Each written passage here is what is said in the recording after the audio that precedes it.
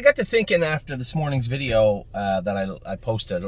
I had a lot of messages from people, and I went through the entire list of horses we have, all of them.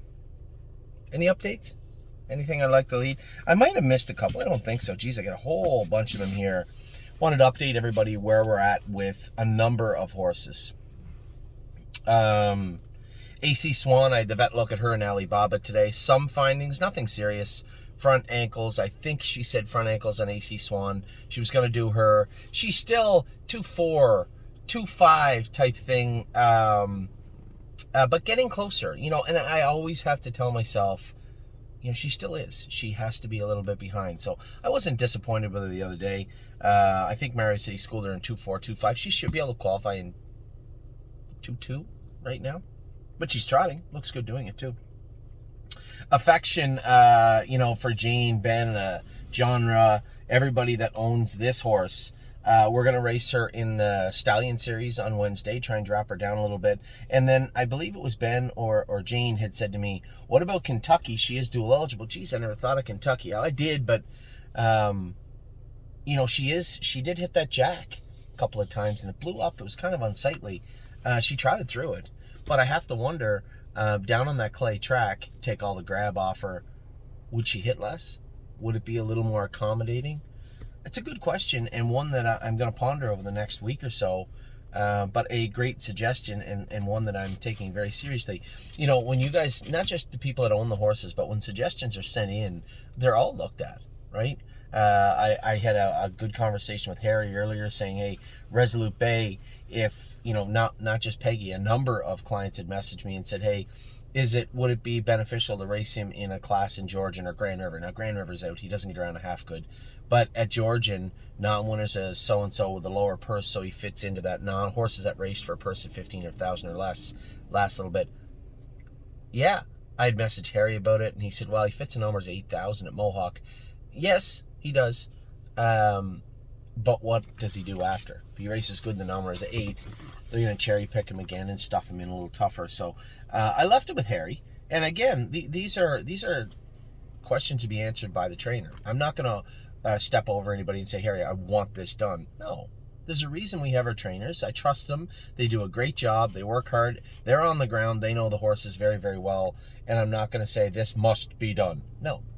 I think that Harry has a firm grip on Resolute Bay. And for anybody out there that's saying, well, he's not racing very good, well, you might want to pull up the past results. This is a horse that came from the Prospect Series, a very mediocre, ordinary animal at 2, and has turned into a pretty nice horse, I think, for us. And yeah, he stumbled, he made breaks, but that last break he made, he was going to trot 52 and a piece, 53. So it wasn't like he's just tripping over himself all over the track. So I was trying to figure out how I got from Affection to Resolute Bay. So Affection, a good plan, a good thought process there when it comes to her. I'll think about that, and I think that maybe might be a good idea because we have a ton of PA trotting fillies anyway, and it's not that they trip all over themselves. They all get segregated throughout the year, but not at the end of the year. So I would love nothing more than if 6 race for 50, but that would mean that we have 6 race for 50, 1 purse of 50. So a great idea, and one that I'll be thinking about. But yeah, it definitely warrants the thought for sure. Arson is at Tim's right now. He's going to race. He's going to race on Saturday the 22nd, I believe is the date. Somebody said, well, can he stay for the Arden? No, I don't really think. I'm not really worried about the Arden for Arson. At this point, anyway, we're going to race him in the Sire Stakes on the 22nd with the plan to bring him back to Kentucky and race him in the first incentive. Probably put him in the B division. I know everybody's like, oh, he's such a nice colt. Everybody on planet Earth is going to be in Kentucky this summer. So we're going to hang out probably in the incentive B division with Arson. And if that is not to our liking for whatever reason, he can go back to Pennsylvania, and that's why this first leg is so important to get him in. Delicious Stone obviously made those 2 breaks. I know Mark Beckwith had said... Really? Mark Beckwith had said Probably the hobbles. He said he trains so good at Saratoga. I'm so shocked he made a break, but he does get in the last turn, both at Saratoga and at Plain Ridge. It looked like he was going to go a good mile. He certainly wasn't a factor, but he was following, and was going to be a good mile for him at Plain Ridge. So we'll see what plays out, but I believe the plan is from here to put hobbles on him. Listen, the horse is a good horse, right? And everybody's like, oh, what are we going to do? Just relax. You know, they can't race perfect all the time. And as we buy this horse and moved him down to New York in the Plain Ridge area, there's always that option with trotters that they will make mistakes. And many of the new horses, I just watched Wallop pound them in a maiden, but looked very convincing to me at Northfield Park. They're not always going to be that way. Sometimes there's little, chinks in the armor that we got to work out. We got to rub out some rough spots on them, and we see that with Steel Cowboy. Yes, he had that win in Kentucky, but two horrible events, both before and after that start. And again, Delicious Stone made those two breaks, but just let it play out. He's a good horse, and we'll get him back going good. Drebin. A number of people saying, why wasn't he in this week? Because there was no class. That's why. Class didn't fill. So we'll have him in. The plan is this. I want to give him the benefit of the doubt. So the plan for Drebin is to race him next Thursday in the first leg of the Millard Farms.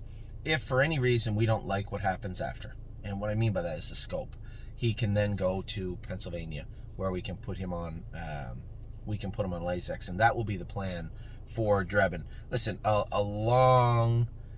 we saw it play out. I'm going to have a big update for some of the horses here in the bottom part of the list, but we see how Drebin looks, right? I told you we got to work on his knees, we got to manage him, we got to keep him good. Part and parcel of that will be not rushing into anything with him. If we don't like what happens in the Millard Farms next week, take a deep breath and figure out, okay, where are we going?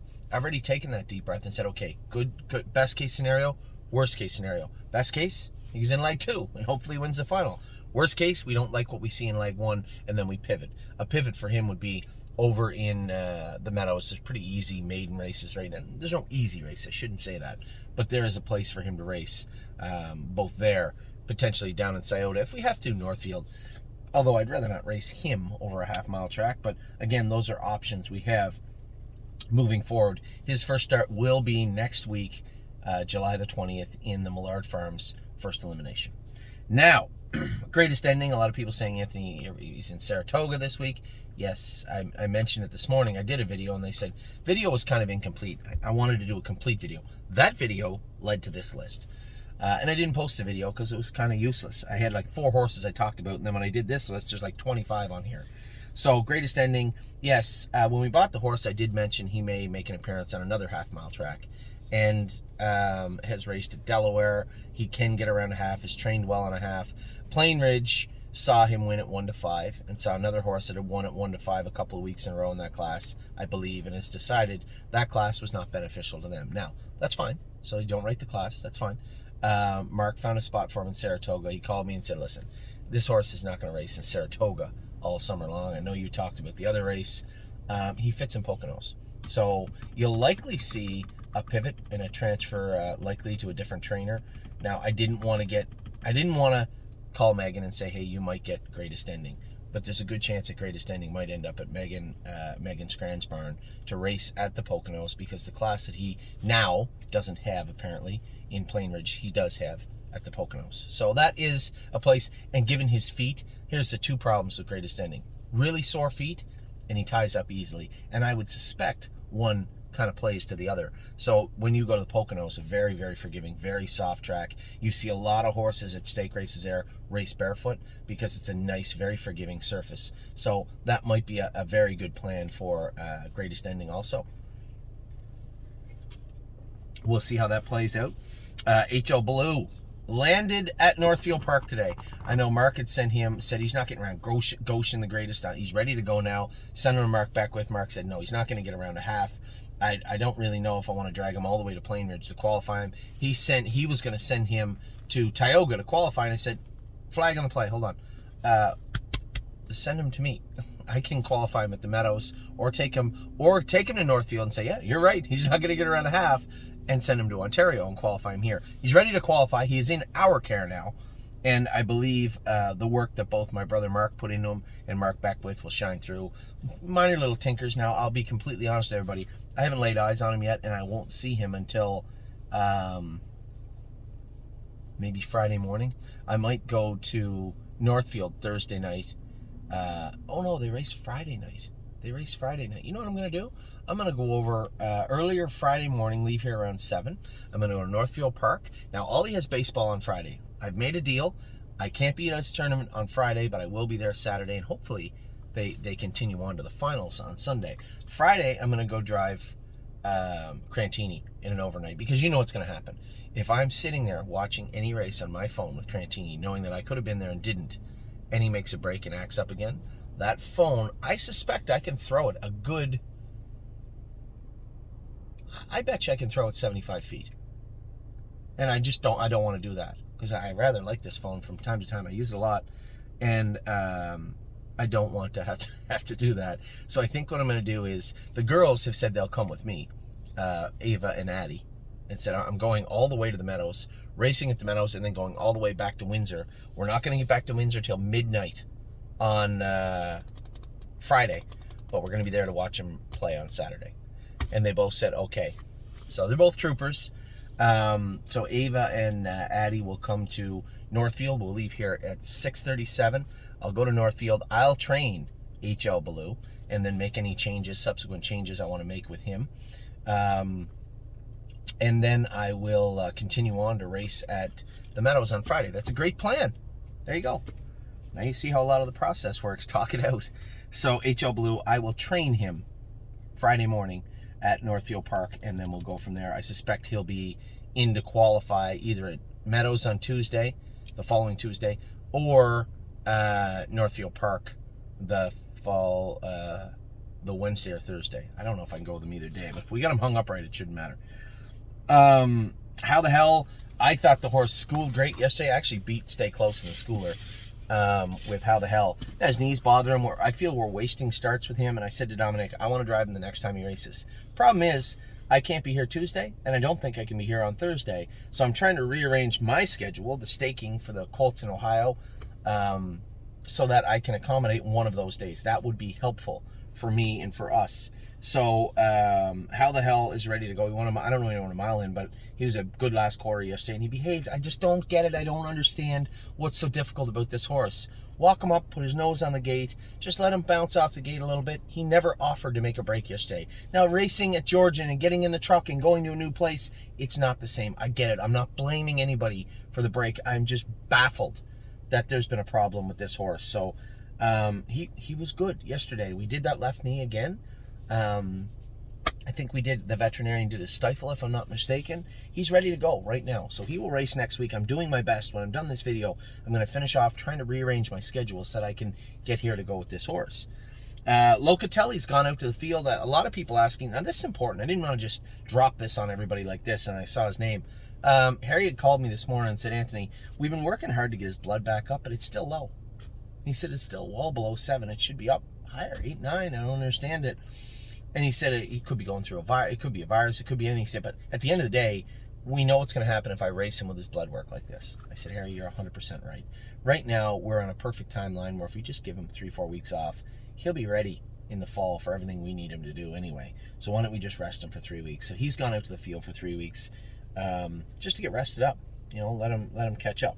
Lonely Lakewood, another horse I'm toying with the idea of sending to Kentucky. I'd asked Scott, you know, I'm curious of your input after the races on Friday, because he does get into his jack and he will touch his knee.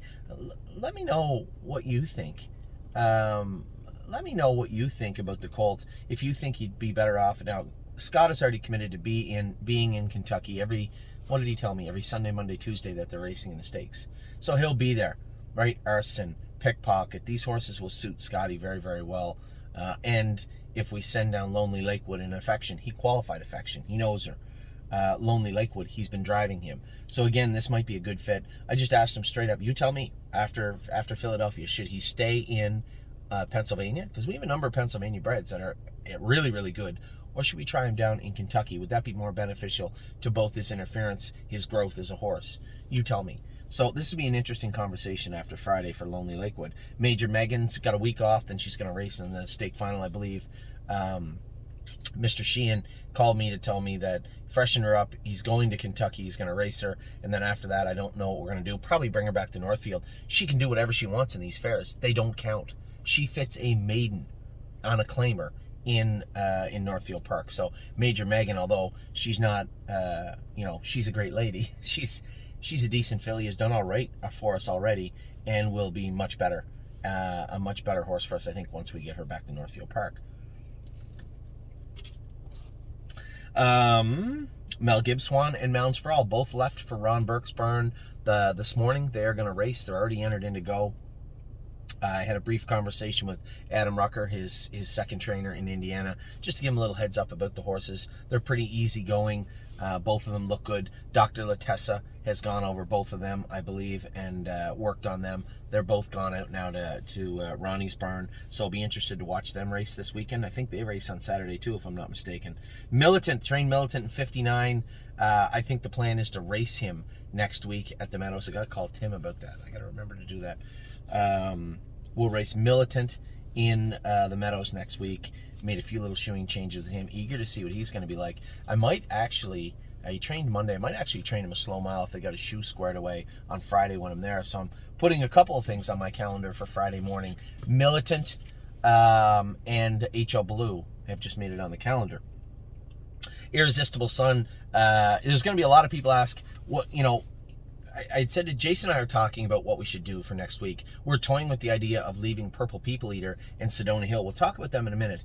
At the Buckeye in Northfield, because the next stake race, Sire Stake race, comes back to Northfield. Do we want to ship down in the heat with these two fillies, race them down there, right to the floor, or do we go easier this week and wait for them to come back to us in Northfield Park? I like the latter. I think it was a great idea by Jason, and I think it's a real smart play. Remember, it's a long, hot summer. We want to keep them fresh as long as we can. I was really impressed with what I saw from Sedona Hill. We're going to get a good effort out of Purple People here. Maybe giving her a little softer competition will go a long way for her also for a start. But I think both those fillies are Sire Stake fillies. Just this particular week coming up, I like the idea. I like Jason's plan of the Buckeye for both of those fillies, and we'll talk about them in a second.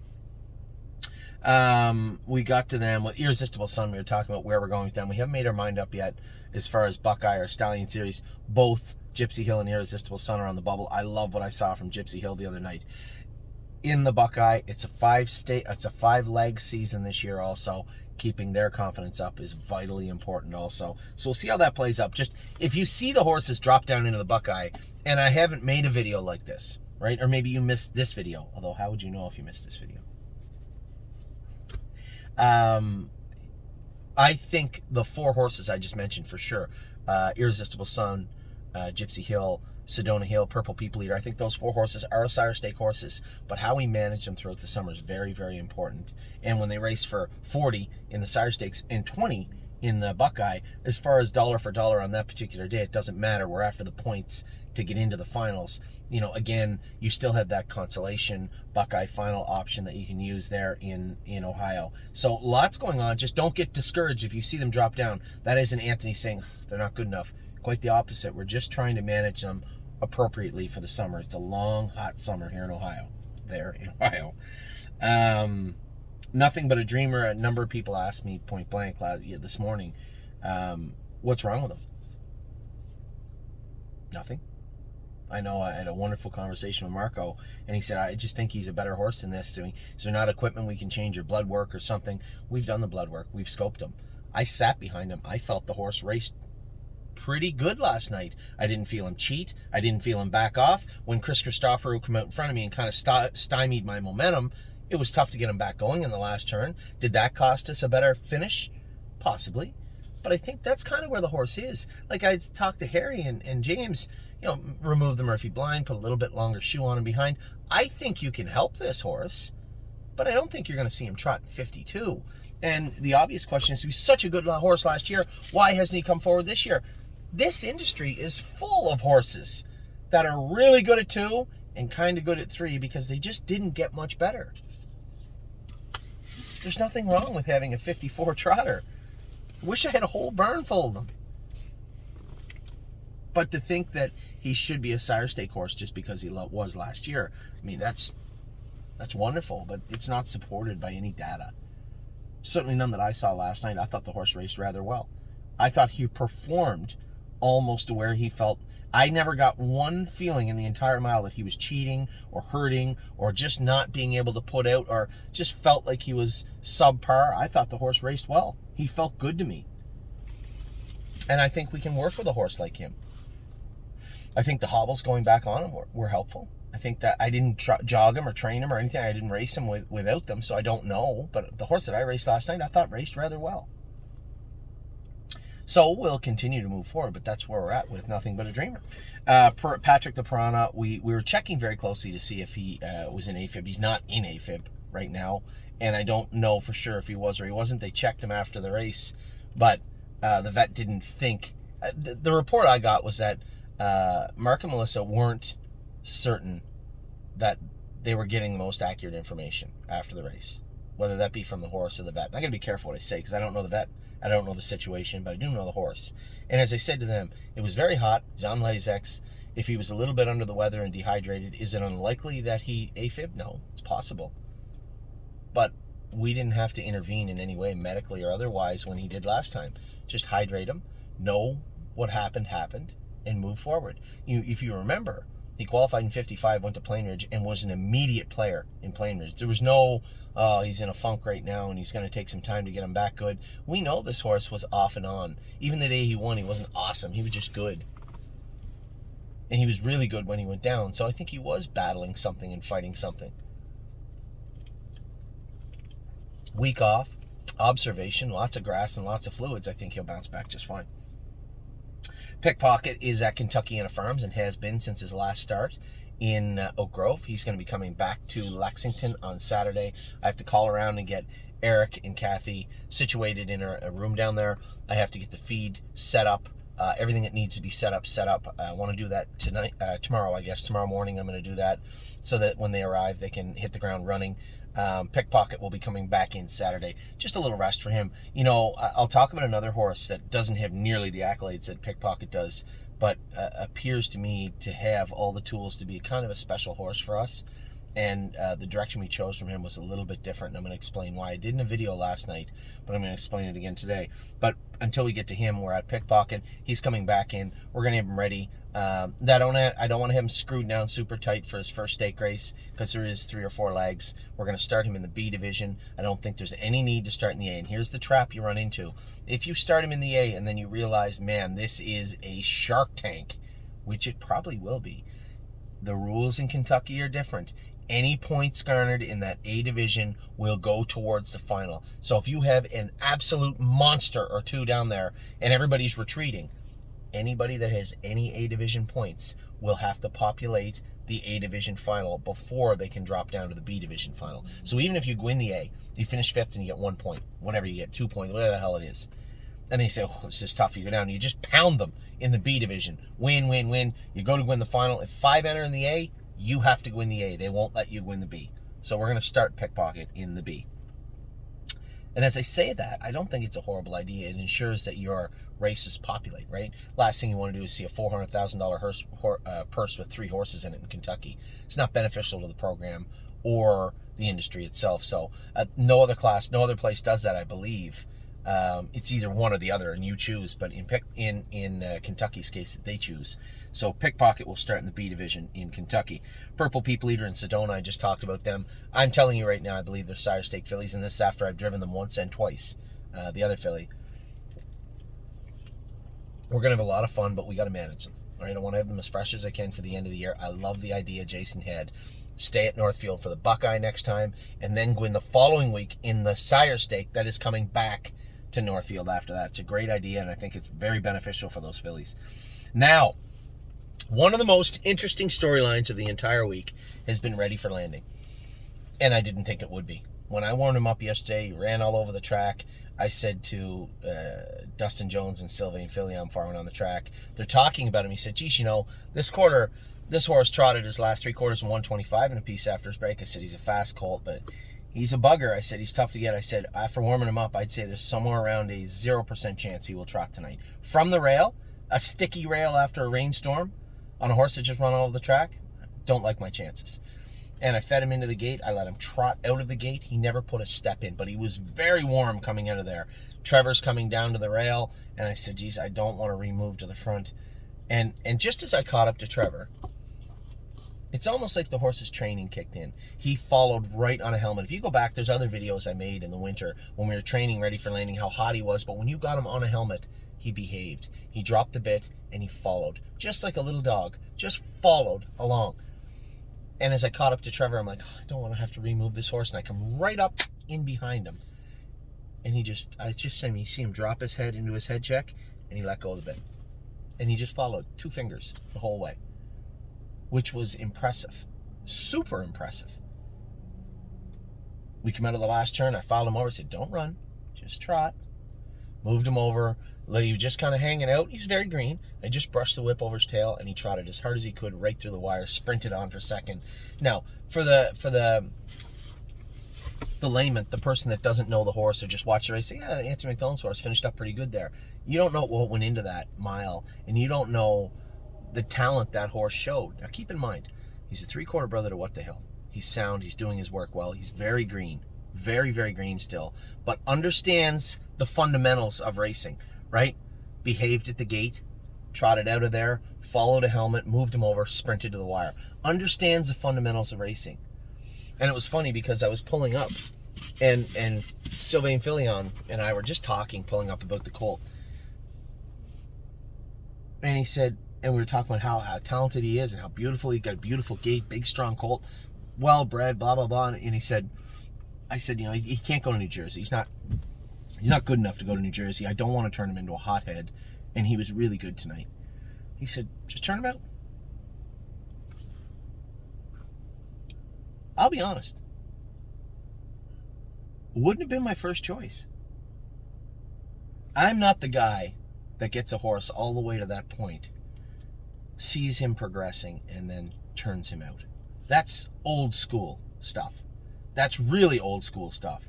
And I would not have thought of it. I would not have gone down that path. But as him and I were talking, as he was going back to the winner's circle and I was going back to the paddock, I don't really have an argument not to. He's sound. He's sharp. He's feeling good. He's still got a lot of muscle to put on. And as far as brainwave goes, he's not top 1%, but he understood his work yesterday. This is a horse that has the breeding, the body type, the gait, and all the tools to be a really, really, really good horse. So how do we ensure that happens? How do we ensure that he goes from the lunatic from time to time that trained down to a horse that we anticipate his next start? Well, we can do just what Sylvain had proposed. So this morning, I pulled his shoes off and sent him to the field. Ready for Landing is maybe the first horse ever that raced awesome, was 100% sound with no issues, and we pulled the shoes off him and turned him out. And I did that, ladies and gentlemen, because I believe this could be one of our better horses as a 3-year-old. If he continues on the path he's on, there's nothing stopping him now. Comes back big and strong, and I did not castrate him. My wife saying, why don't you castrate him? You know, she said, look at Brace for Landing. You eventually ended up castrating him. I didn't castrate Carter Michael Dio. We didn't castrate Lawmaker because he was noisy and rude. There's a fine line. And there's nothing saying that, if you had castrated him, he would have been better. Or if you had left him a stud, he would have been better. Those are foolish statements because there's no way to validate them after it's already gone the other way. I can't stuff them back in.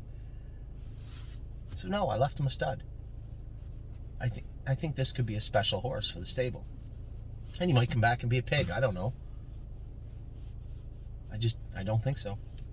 I think this could be a real special horse for us. And racing in the maidens, we can bring him back in November, December, and race him in the maidens. A much bigger, stronger, smarter colt. And race him at Mohawk. There's no issue there. I think the right move was made. It wasn't my move. I didn't come up with it. May have been I said there was a little voice in my head saying, "Psst, excuse me, can maybe turn the horse out?" It was being drowned out by, oh my God, this is a strong horse. He's fast. Can't wait to race him. And so proud of the way he raced last night. You know, and for Sylvain to say it, I mean, as soon as he said it, it made total sense. But I can assure you it wasn't going to come out of my mouth. right away. So happy that we spoke on the way back from the winner's circle, and really happy with the direction we're going with this guy. Somebody said, well, is there anything later on? Possibly. But for now, Wednesday, he's in the field. Seasons of Love in the field also. Very similar reasons. I think this filly has a lot to offer. Mentally, she's there. She understands her work perfectly. Physically, she is not. And she's trying to. She wants to be a good horse. I love her work ethic. When she made the break, it wasn't because she was being a pig and looking to get out of work or she was lame or sore. It was none of that. It was just, she's a big filly. When you look at her, her front end and her back end, her ass end is way up in the air. She's going through a huge growth spurt. And she wants to be a good horse, so let's let her be a good horse. What, are you going to take her to the vet, do more vet work on her, put more weight on her, and drill her down? She's not physically able to do it right now. But she wants to.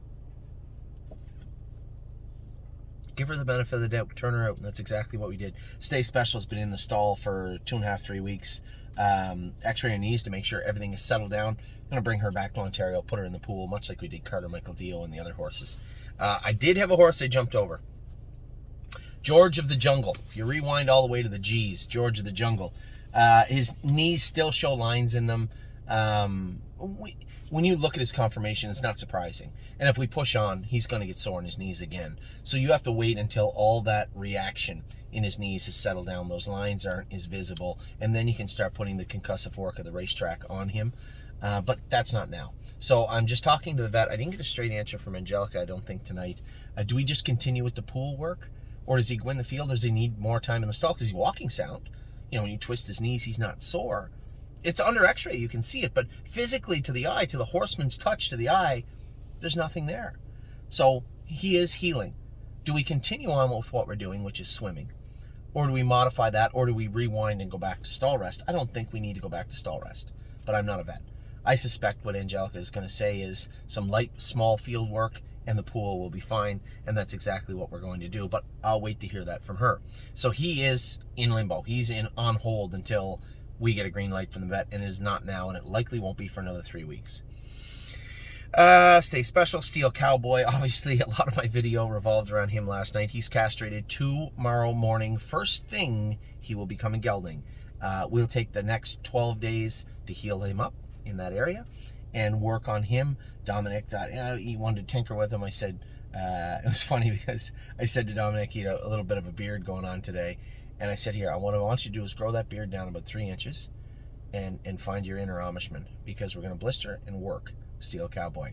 This is not going to be an exploration exercise for Steel Cowboy. Keep in mind, where this horse came from is a sharp place. Amanda and Marty Fine are no dummies. They're not stupid people.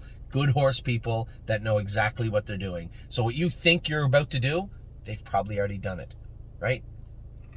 So we're going to go a different route. Going to get a nice little new bottle of cedar oil, blister his knees, hocks, and stifles, work on his hind ankles. We know his sesamoids bother him behind, and we're going to put him to work as soon as we can. Now we have to wait till he's healed up, but he will be working for the next little while, and I think that will be the path forward. The other path's already been tried. I'm certain of that. Let's try the other path. So that's what we're going to do with Steel Cowboy. Time is on my side. I think we'll race him Saturday. I want to talk to, not Saturday, Tuesday in George and the class goes. So time is on my side. We'll race there in a 2-year-old maiden. I hope I have to check and see. I forgot to talk to Harry about him, but we'll check and see what's up with him. And Widespread Panic. Schooler was good, only 2.5. Very happy with the way he behaved at the gate. Very happy with the way he behaved in the mile. On the right line a lot. Do we need that work done? I don't think so. We do Murphy outside and a head pull inside. Here's an idea. Take them both off. Leave him alone. If he wants to trot as bad as he felt like he did the other day, then let him. Take the Murphy off. Take the head pull off. Put him into qualify. And that's exactly what we are going to do next week. Now, as I say all of this, it's going to be tricky. My calendar is jam-packed. Although I don't believe I have anything next Monday. Next Tuesday, I'm pretty sure I have to be at Scioto Downs. Can I qualify and get to Scioto Downs? Possibly. If I can, I will. That's a promise to you. So, with that, that is a lot of horses. There's got to be 25 horses here we talked about. But I wanted to make sure we got everybody updated, because obviously there are times when the communication, I had a conversation with somebody today that said, I didn't hear a whole lot about Royal Emeralds this week. Here's the thing. when it comes to the horses, Royal Emeralds isn't sore. She was a little bit sick. She had some airway inflammation and mucus. Tim has been working on it. He tells me that the filly is trained good. We're going to put her in the Stallion Series and race her. But as far as how are you going to fix her, I don't know that she's broken. I don't know that there's anything wrong with Royal Emeralds. Now, I think she's a good filly. Training down, she did everything. She exhibited all the talent to be a really good horse. I want to believe that sickness played a real negative role in her first start. Was there some of that present in her second start? More than likely, possibly. Should it be there next Wednesday? No. We should be on top of that next Wednesday, and she should be cleaned up. She should be dropped down into the Stallion Series where she should be effective. But all of this means nothing because she's the one that has to do the work. And that's really what it boils down to. I apologize, and here's the thing is sometimes somebody will send me a message and I'll send a short one back. I might be driving and pulled over and just send the horse will be fine next week, thanks. I want everybody to understand one thing. I spend a lot of time in this car and I spend a lot of time driving. And if you're maybe not certain of the response I sent you, maybe it's my fault, maybe it wasn't clear, you can do one of two things. Send me back a message, hey Anthony, can I call you for a minute, just talk about this horse quick, because I just want to make sure I got it straight. Or you can send a text to that avail, and I'll try to send you a better message after. But at that point, if you get to that point where I've sent you a message back, and it is not crystal clear what I'm saying, or you're not crystal clear about what I am saying, feel free to pick up the phone. That same message that went through text, that's my phone. That's this phone right here. And if I'm driving down the road to Northfield Park, that's a 4-hour drive. If I'm going to the Meadows, it's 5. If I'm going to Scioto, it's 6 from this driveway. There's lots of time to talk. And if I'm going to take the time to text you, I probably will be more than happy to talk to you on the phone. And yes, I am busy. I hear it all the time. I know you're busy. I don't want to bother you. But you know what? If I don't answer you properly, it's going to eat away at you. And then it's going to lead to more text messages and an email and down a path that we don't want to go down. All because maybe I was in a rush or I was punched for time at that point. I was tight for time at that point. When a simple phone call, a couple of minutes long, will answer everything you need to know about your horse. And I'd love to do videos like this all the time. I found myself with a couple of days of time, which felt great, by the way. And I would be more than happy to use any amount of that time making sure that everybody watching this video understands exactly what's going on with their horse. So if you feel that you're not really sure, you can either ask me a more specific question if you just want to text or email, or pick up the phone and call me. Everybody on here knows my number. You've texted me, 519-400-4263. I am virtually awake all the time. And if I sleep at night, your number will show up in the morning. And don't worry about texting me at midnight or 1 o'clock. My phone's on silent when I go to bed. And you can text me all night, and I'll get back to you in the morning. And I do that to people all the time, too. I'll send them a message late because I'm worried I'm going to forget to text them. And I'll send a note, sorry about the late note. And most people send back, don't worry, I sleep with it on silent. I'm a late night texter. So feel free to text me at all hours of the day. All right? So hopefully, if you were wondering about an update on your horse, it was on this list. And if it was not for some reason, feel free to give me a call. And I'll update you very, very, very easily. So with that, I'm going to let you go. I hope you guys had a wonderful day. The weather was good. It's starting to rain right now, but the weather was fantastic today. What a great day. Yeah, Ollie and Ava went out on the boat with Uncle James, out onto Lake Ontario with Jody and Carl Jameson. I'm not going on any fishing boats. Sorry. I like to do a lot of things. I remember when I was a kid, I had to the ferry from Prince Edward Island to the mainland, whether it be Nova Scotia or New Brunswick. I went on it hundreds and hundreds and hundreds of times. And I would go on a cruise, but I just don't feel I would be very comfortable or happy sitting on a fishing boat out in the middle of Lake Ontario. Kids, hey, fill your boots.